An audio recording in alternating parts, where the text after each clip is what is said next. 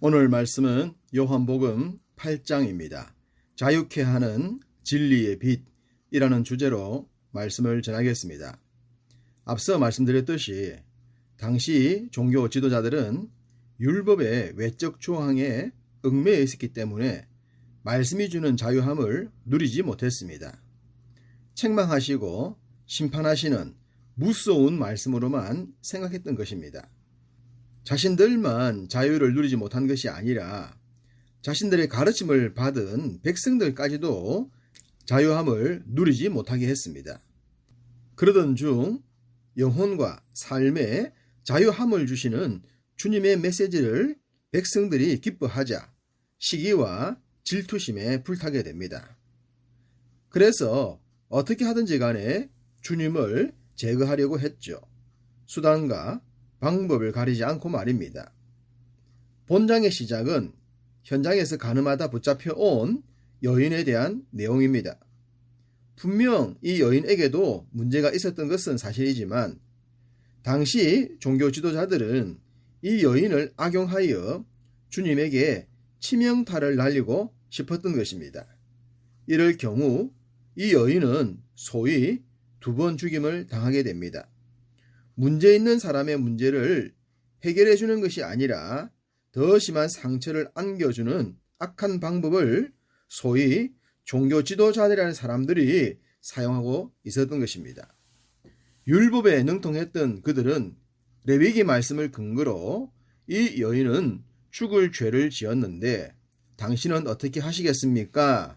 이렇게 주님에게 물었습니다. 이 질문엔 아주 교활한 음모가 깔려 있었습니다. 당시 로마의 법에 의해 지배를 받았던 이스라엘 백성들은 사형을 함부로 할 수 없었습니다. 비록 율법에 근거했다고 하더라도 최종적으로 로마법에 허락을 받아야 했죠.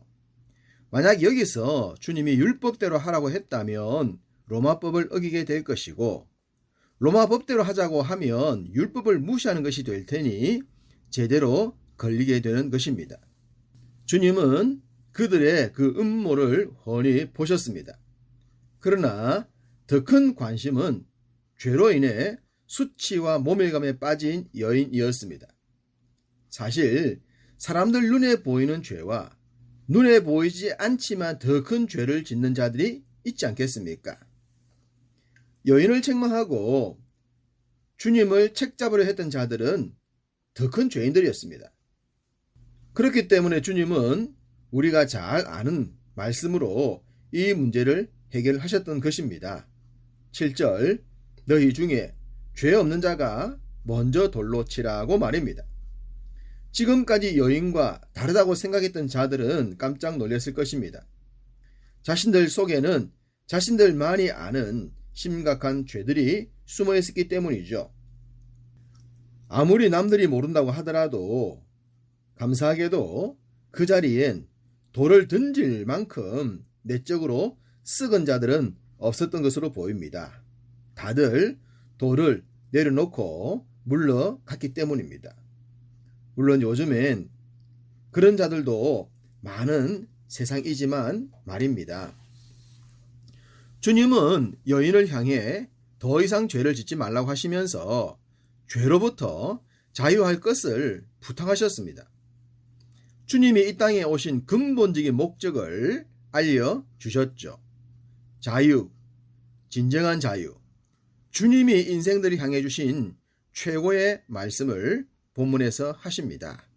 32절 진리를 알지니 진리가 너희를 자유롭게 하리라.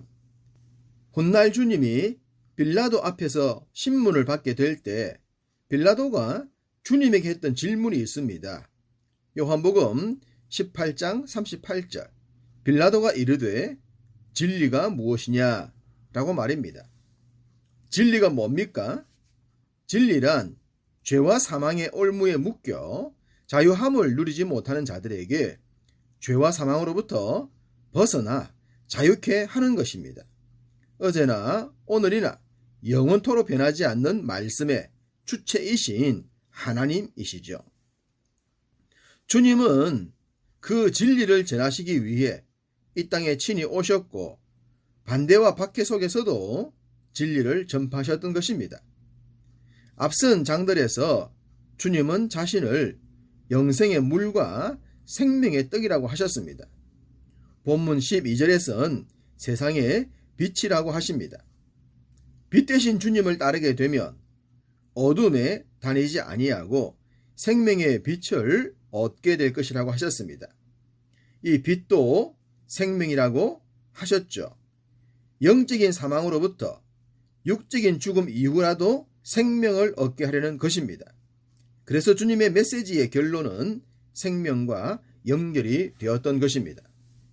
주님은 자신이 증언하는 내용이 하나님 아버지의 뜻이라는 것을 누차 강조하셨습니다. 그러자 바리새인들이 묻습니다.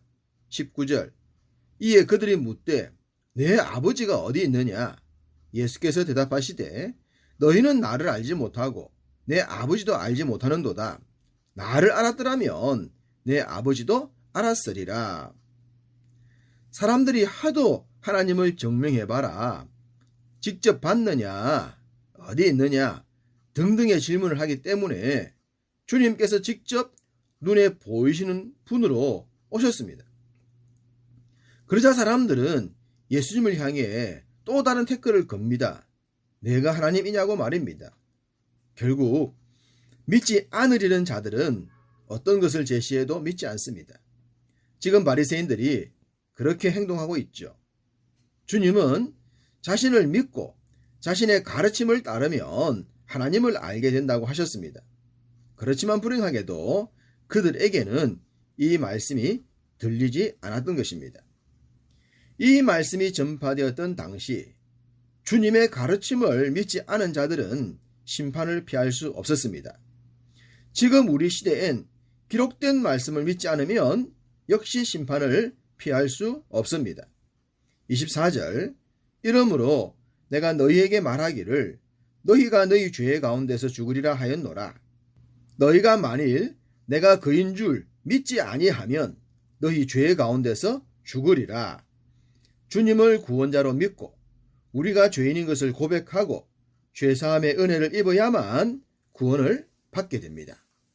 당시 유대인들은 혈통적 우월주의와 강력한 선민사상에 빠져 있었습니다.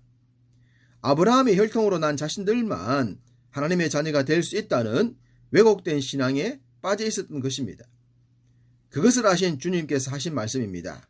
39절 대답하여 이르시되 우리 아버지는 아브라함이라 하니 예수께서 이르시되 너희가 아브라함의 자손이면 아브라함의 행한 일들을 할 것이거늘. 아브라함의 행동이란 어떤 것일까요? 아브라함이 하나님의 말씀을 믿음으로 말미암아 구원을 받은 것이죠. 그로 인해 아브라함이 믿음의 조상의 반열에 오르지 않았습니까? 당연히 아브라함의 혈통을 따른다면 믿음의 행실이 수반되어야 합니다. 그런데 당시 유대인들은 혈통적 우월주의만 자랑했을 뿐 참된 자유의 말씀을 따르지도 않았고 전하지도 않았던 것입니다. 그러니 책망밖에 받을 것이 없었던 것이죠. 어느 시대를 살더라도 하나님의 뜻을 따르지 않으면 결국엔 사탄의 지배를 받을 수밖에 없습니다. 너희는 너희 아비 마귀에게서 났으니 너희 아비의 욕심을 너희도 행하고자 하느니라. 그는 처음부터 살인한 자요 진리가 그 속에 없으므로 진리에 서지 못하고 거짓을 말할 때마다 제 것으로 말하나니 이는 그가 거짓말쟁이요 거짓의 아비가 되었음이라. 좀 무서운 말씀이지만 이 말씀에 강력한 도전들을 받았으면 합니다. 반면 하나님의 말씀을 따르는 자들은 어떨까요? 47절 하나님께 속한 자는 하나님의 말씀을 듣나니 너희가 듣지 아니함은 하나님께 속하지 아니하였음이로다. 말씀의 가르침 안에서 죄사함을 받고 자유를 누리고 영생복락을 누리게 됩니다. 지금 이 순간 그리고 진행되어지는 모든 순간들의 말입니다. 그러니 우리가 말씀 곧 하나님께 속한 자가 되어 하나님의 말씀을 듣는 자의 삶을 살아야 합니다. 51절 진실로 진실로 너희에게 이르노니 사람이 내 말을 지키면 영원히 죽음을 보지 아니하리라. 이 말씀이 믿어지시면 아멘 합시다. 믿어지는 은혜를 받으신 여러분은 승리자들입니다. 세상에 속한 것이 아니라 하늘에 속한 자들입니다. 그러므로 세상을 따르지 말고 세상을 이끌 수 있는 능력 있는 그리스도인 모두가 되시기를 주님의 이름으로 축복합니다.